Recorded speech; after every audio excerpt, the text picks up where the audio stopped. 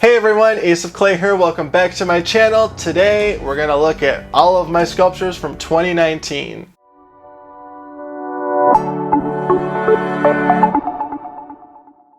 I not only was able to push myself creatively by creating a new sculpture every single week, but I was able to meet all of you and communicate with you on a regular basis. For today's video, we're going to take a look back at all of my sculptures that I created in 2019 and a couple from 2018. And we're going to wind down the year with this sort of year in review instead of sculpting something. So I really hope you enjoy this. So sit back, relax, grab a drink, grab a snack, and let's get started. So I want to keep this video as interesting as possible, and I don't know how I'm going to do that, but we're going to try. Alright, so the first one we're going to talk about is Spyro. He is a very special piece to me, not only because he's my first serious sculpture, and after him I uploaded once a week religiously without missing a week. He's also special because before I made him, when I was just selling things on Etsy and, you know, trying to run my Instagram and all that, I was in a really deep rut. I was super burnt out. I didn't know what I was doing anymore. And when I made him, he kind of pulled me out of that and really gave me the confidence that I was lacking again. And I just sort of proved to myself that I guess I had what it takes to, you know, sculpt again. And he's always going to be really special to me because of that. So, and also another quick tidbit is that one of the original designers of Spyro actually emailed me after he watched my video, and he said that he really liked how my version of him came out. So that was really cool too. Next we have Santa. This was my first thrift store transformation that I did.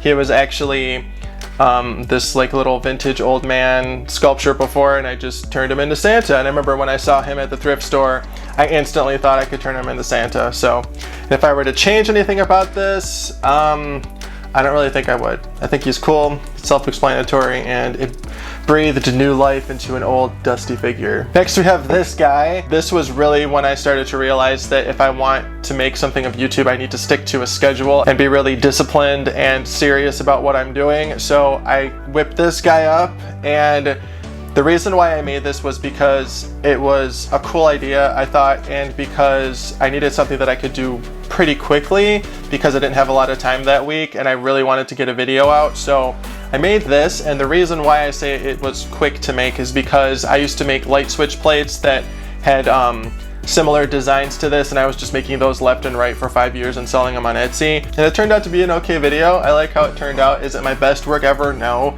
but got the job done. And I've seen so many people recreate this or reimagine it in their own way on a sketchbook cover like this, and it's so cool seeing that. That's one of my favorite parts about doing this, is seeing all of the work you all create based on the stuff that I have made or with the tips and tricks that I have in my videos. Like, I absolutely love that. Another thing too, with a design like this, if you're new to sculpting and you're not sure where to start, doing something abstract and freeform like this is a great starting point, because your end result's always going to look good no matter what, because there's really no wrong way to make something like this. The next thing I made last year was the Frog Prince, but I don't have him in my possession because he was a gift, so we're not going to talk about him. Next we have Sal the Anglerfish. She will always have a very special place in my heart because this was my first video that I uploaded that I guess took off, and I remember after it only getting a few views right off the bat, I remember exactly a week later she was sitting on 20,000 views, and that was just incredible for me. And that's really the moment where I thought, you know, this is actually going to work and I actually have a future on YouTube making sculptures. So she's always going to be special to me, even if she was a duck before. She makes a much better anglerfish in my opinion. Next we have this wizard guy that is a recreation of a sculpture I made when I was 10 years old. I like how he turned out. If I changed anything about him, I would probably have stayed more true to the original sculpture. I feel like there was a lot more artistic liberty taken in the original when I was 10 years old, and then I would kind of played this one a little too safe. Next we have this guy right here, my giraffe to dragon thrift store transformation. This is currently my most popular video that I have uploaded so far. It surpassed Sal. This thing was a huge challenge. I did not know what I was getting into when I was making it, but I'm glad I did because, like I said, it's my most successful video on my channel, and I think it turned out pretty cool. If I had to change anything about it, like the comments I've received or whatever, I would probably put more detail into the legs and arms. So yeah, this is the Giraffagon. Next up, we have the Sea Witch. She is one of my top favorite sculptures, but the biggest thing that bothers me about her is that her pose isn't dynamic at all. She's kind of just standing there, and I kind of wish I would have been a little more ambitious with that. But overall, like, I love her coloring. I love how I painted her. I love the design, and she's definitely something I'd like to revisit in the future. I don't know when, but I like her a lot. Next, we've got the Yeti. This is another thrift store transformation.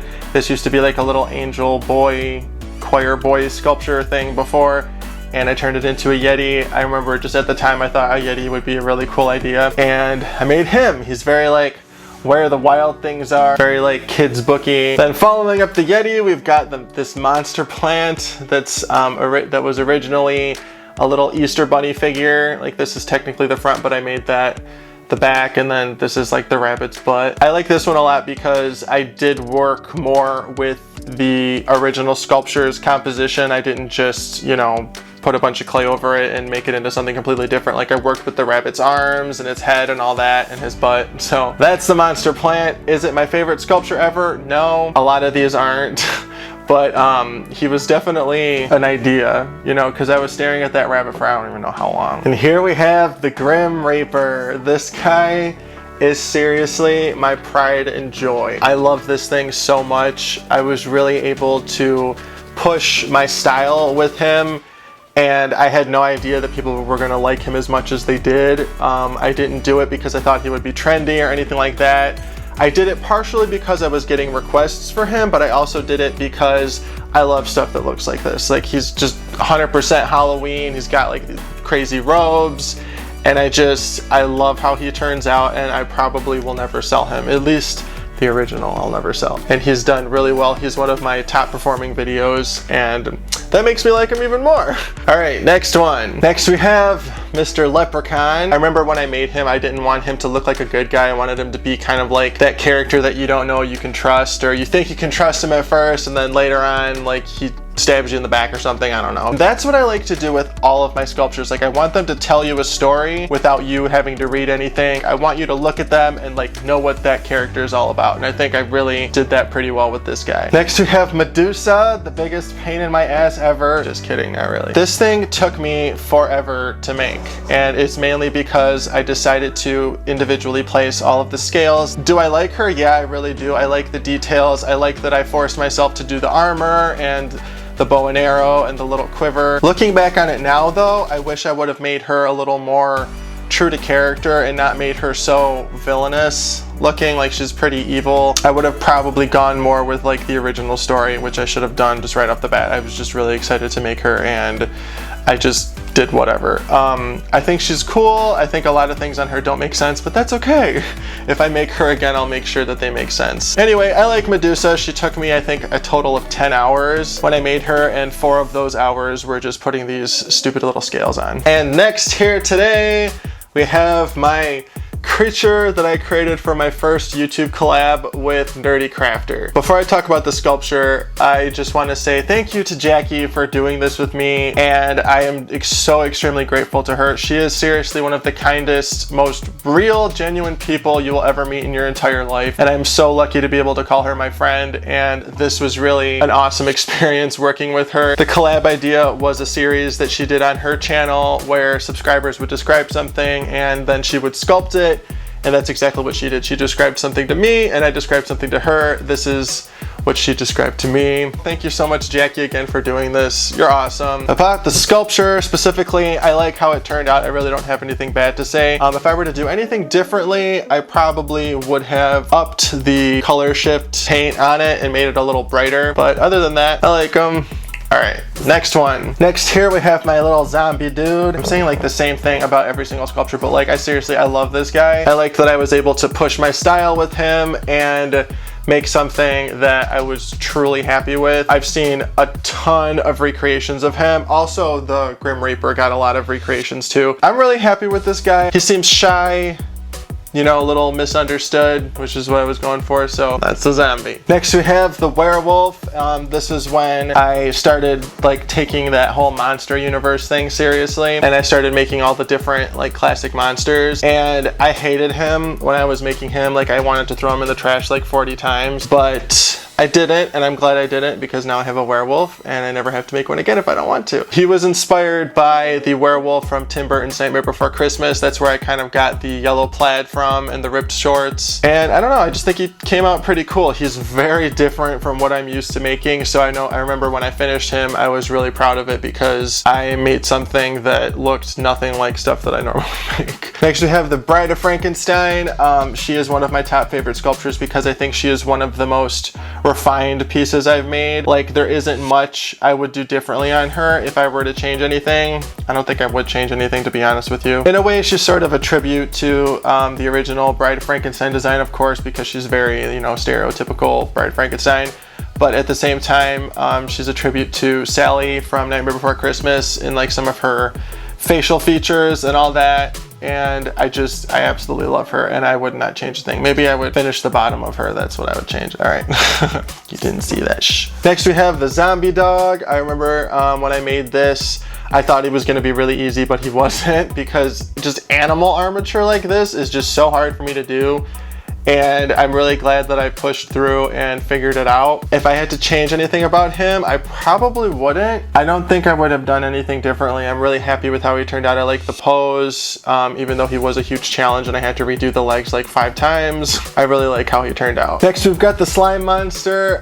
This is another one of my favorites. He was extremely difficult to make, and he may just look like a big blob, but he's far from it. Figuring out that slime texture was so hard, because it's just like you can't just throw random pieces of clay everywhere and expect it to look like slime and just like drips. There's like a system to it, and figuring that out took quite a while, and also making this took quite a while too, making this barrel from scratch. But all in all, I love how he turned out, and I like how I painted him, and I'm glad that I glazed him with the resin. If I were to make him differently, I probably would have made him a little less like droopy looking. I probably would have given him a more dynamic pose that was a little crazier, but all in all, I think he's pretty cool. This is very far out of my comfort zone, this thing. Next we have Pretzel the Clown. This one's probably my favorite sculpture that I've ever made in my entire life. There's nothing I would change about him. I love like the design, I love his face, I love the balloon, I like the little skulls on his outfit and all the ruffles. I would love to produce him in the future, which is something I'm definitely going to look into, like creating like resin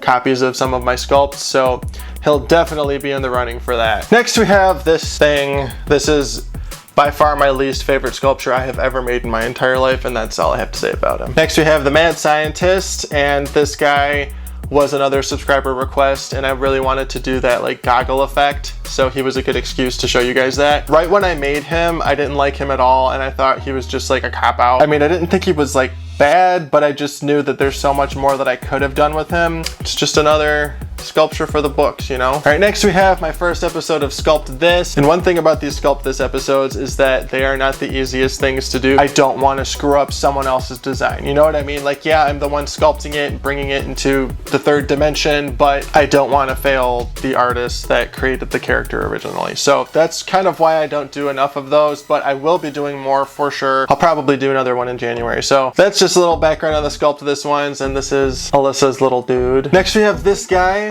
which is the Mad Scientist's sidekick. Kind of like a little Igor vibe going on. If I were to do anything differently with him, I probably would have added some props in his hands, like test tubes or vials of some sort. I was actually going to do that with little glass ones, but I didn't like how they came out, and I didn't really have enough time to sit there and test a bunch of test tube designs, so I just ended up not putting anything in his hands. But like I said, looking back, I probably would have done that. Next we have this big guy, my orc warrior. This one was extremely ambitious because I had only given myself 2 days to make him, and by 2 days I mean like maybe a total of 10 or so hours, maybe less. And I just remember being extremely stressed out the entire time I made him, which is not a good way to be. When I sculpt, I tend to rush the boring parts and then take my time on the parts that are fun, that I like doing, like the detail, of course, and like hair and that kind of thing. So he's really no exception to that. I think he turned out really cool, and he's definitely out of my element, and I certainly want to make more things like him in the new year, maybe even at a bigger scale. All right, next we've got my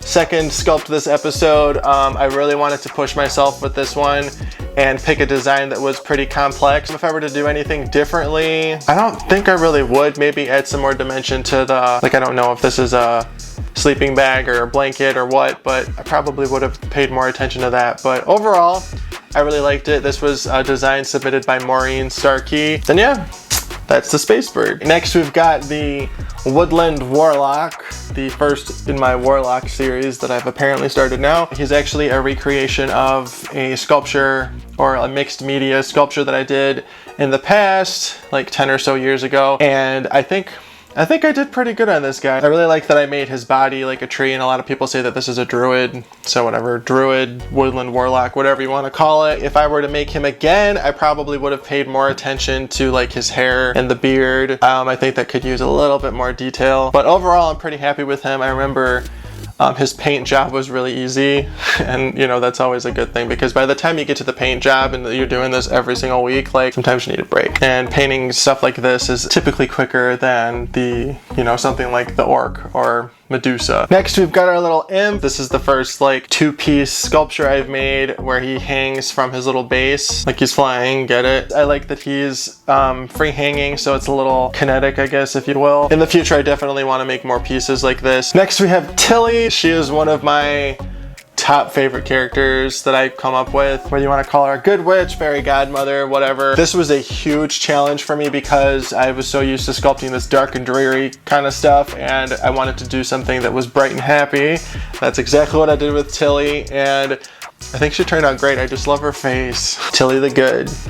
Next, we have our little hero knight character with his pet ghost. This was a sculpt this episode, and this was submitted by @BrownBear. After I made this, I found out that she also won one of Jazz's competitions with the same design, so that's pretty cool. Like, came out with something good here. Again, these sculpt this episodes are a huge challenge for me, and like I said before, I want to portray people's designs as accurately as possible, and this guy was probably one of the hardest sculpt this episodes that I've done, but I think the end result's pretty good. I think I did her design justice, and I know a lot of other people liked this too. Next, we have our little zombie dude in his coffin. When I made this, I had no idea that people were going to like it as much as they did, because this was a relatively quick sculpture for me, and I just sculpted over one of those little balsa wood coffins and painted it. Every month, I normally do like maybe one or two big complicated sculptures, and then I'll throw in like a couple easier ones just to maintain my sanity, and he was one of the easier ones, and I had no idea that he was going to blow up as much as he did, so I definitely like him for that. And I've also seen a lot of recreations of him too. Next, we have my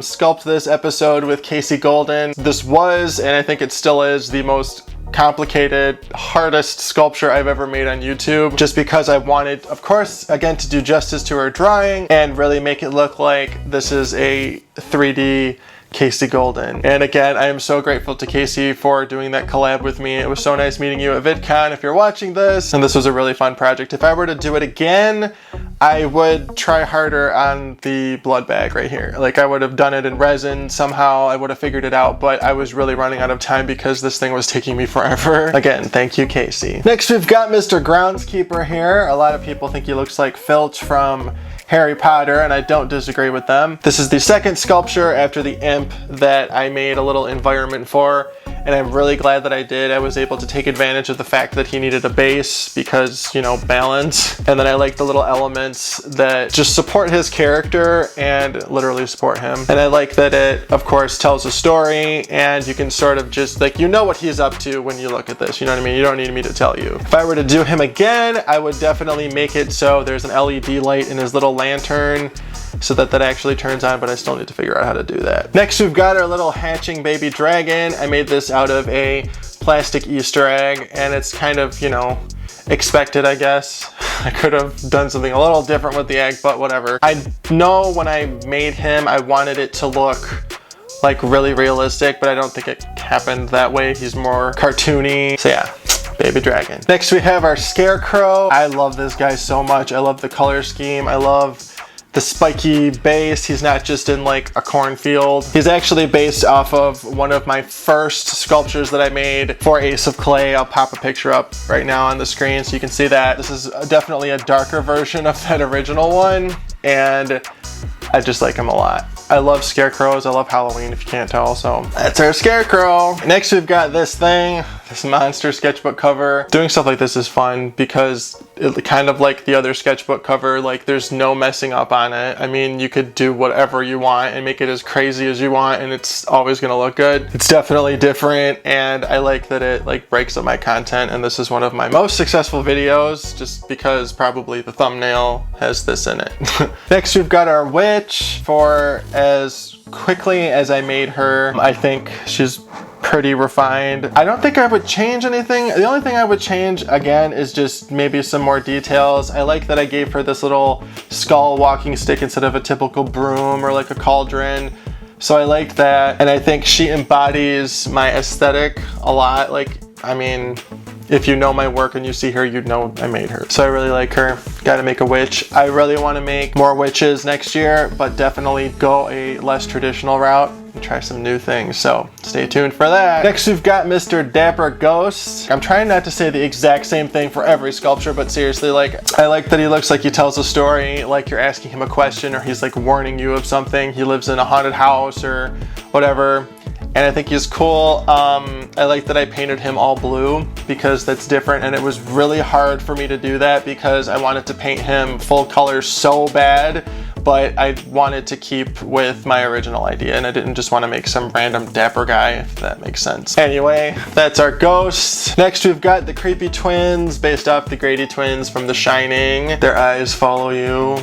That's pretty much the only good thing about this sculpture, so I'm just gonna leave it at that. Next, we've got the boogeyman. The only thing I would change about it is maybe adding some like big Godzilla type scales down his back or something of that nature, but I love him, and the idea behind him was to create something that looked like it was imagined by a child. Like, I wanted this to look like a little kid described it, and I think I pulled that off. There were definitely points during the production process of him where I thought he was going to be my new favorite. I can almost hear his voice. Hello there, little kid. Was that too cringy for you? Sorry. Next, we've got the Plague Doctor, and I'm just realizing now that I should have worn a plain shirt so that you can see them better, because you can't see that at all. Anyway, here's the Plague Doctor. He's a very simple sculpture, same basic armature strategy as a lot of my pieces. I remember I just wanted him to look very like quiet and just unsettling, like you can almost hear him like breathing in his mask kind of thing. If I were to change anything about him, I probably would have been more ambitious with his color scheme instead of making him just all black, but you know what, I'm still happy with him. Next, we have Frankenstein's monster. I love this guy. I remember I put him off for quite a while because one, I wanted to save him for Halloween, and two, I needed to make sure that I had enough time to make something big, and I knew that I wanted him to be really big, and he's actually my largest sculpture so far. He passed the Orc Warrior, which held the record before he came along. Next, we have our mummy here. I was dreading making this thing. Like, I did not want to do it for the life of me. I don't love mummies, for one, and I really didn't know how I was gonna pull off the wrappings and whatnot.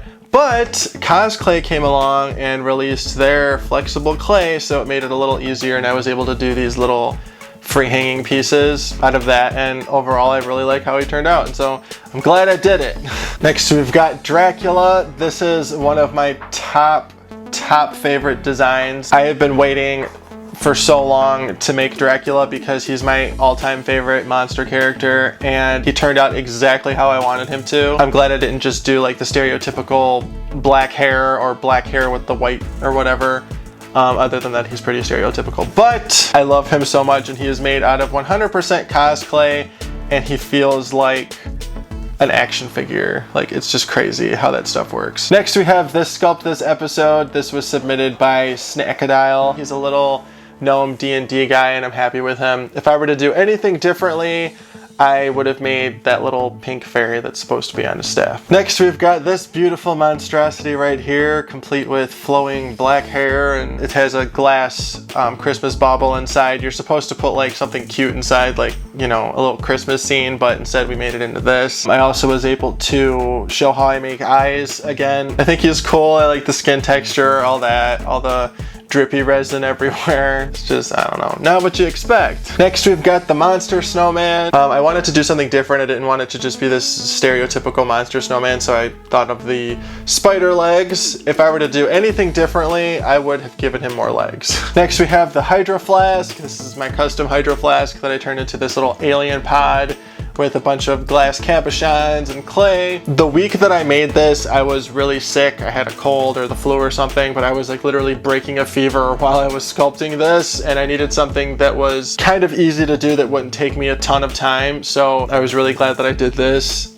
Jackie, our nerdy crafter, actually gave me the idea to do it because she said that hydro flasks were hot right now, and she just did a video on it, so that's what I did. So thank you, Jackie, for the suggestion. Next is the elf. Just made him recently. He gave me a ton of trouble, but overall, I'm happy with how he turned out. He makes a nice little Christmas decoration, and he gave me something to do with these little LED lights. Like I said, in the future, I definitely want to do more LED stuff, but I actually want to like wire the LEDs inside of the sculpture so that it lights up different parts of it. Kind of like I said with the groundskeeper's lantern thing. My idea behind him is he's sort of like the head elf, and he got stuck putting up the Christmas decorations in Santa's workshop. Next, we have the Winter Warlock. I absolutely love this guy. He is half Sculpey, half cosplay, so basically all of his main parts are rigid Sculpey, and then all the little pointy areas are cosplay so they don't break. Next, we've got Krampus. This was a very recent sculpture that I made. This is my first bust on my channel and my first mixed media piece on my channel, and I am so happy with this guy. Let this kind of be a preview for what to expect from me in 2020, because instead of doing the full figure sculpts, I really want to focus on some awesome busts, and he's kind of just like the tip of the iceberg. So I've got a lot of stuff like that planned for you next year. And then for my last sculpting video of 2019, I made these little realistic monster cookies. And then between me and you, this was the first video that I completed entirely in one day, where I sculpted everything, I edited, I filmed my intro and the outro and all that, all in one day, and I even got it uploaded to YouTube in the same day too. So, and this was the Thursday before I uploaded, so that was a little stressful. I never want to do that again. All right, now let's see everything together. All right, now for my top 10 favorite sculptures of 2019. In 10th place, we have the Sea Witch. 9th place, Slime Monster. 8th, we have Sal the Anglerfish Thrift Store Transformation. In 7th, Krampus. 6th, the Orc Warrior. In 5th, we have Tilly. Don't pick your sculptures up by their heads, by the way. 4th, Dracula. And then in 3rd place, we have the Bride of Frankenstein. 2nd place, Mr. Grim Reaper. And in 1st place, my top favorite sculpture that I have ever made, Pretzel the Clown. Yes, Pretzel, you win. Alright everyone, I really hope you enjoyed this video and you liked hearing about each of my sculptures. Yes, I still have all of them. Maybe one day I'll do an auction or something, or maybe I'll auction a couple off next year because I am running out of room. From the bottom of my heart, thank you so much for all of your support throughout this past year. I could not have done this without you. There's nothing I love more than creating art, and sharing it with all of you makes it so much better. One of my main goals for 2020 is to be able to spend more time on one sculpture or art project. Maybe 1 month, instead of uploading every single week, I upload every other week, and then that gives me 2 weeks to spend on a sculpture instead of just one. And normally, like, I'm pushing these out like in 2 days. I'm sculpting the first day and then I'm painting the next day, and if I really can like spend more time creating a sculpture and really work to my full potential, that's what I really want to do, because I have some awesome things planned that I can't wait to show you. And then next week, I will be taking the first week of January off, so I will see you next time on January 10th. And as always, thank you so much for watching and being here. Thank you so much for everything, and I will see you in the next video.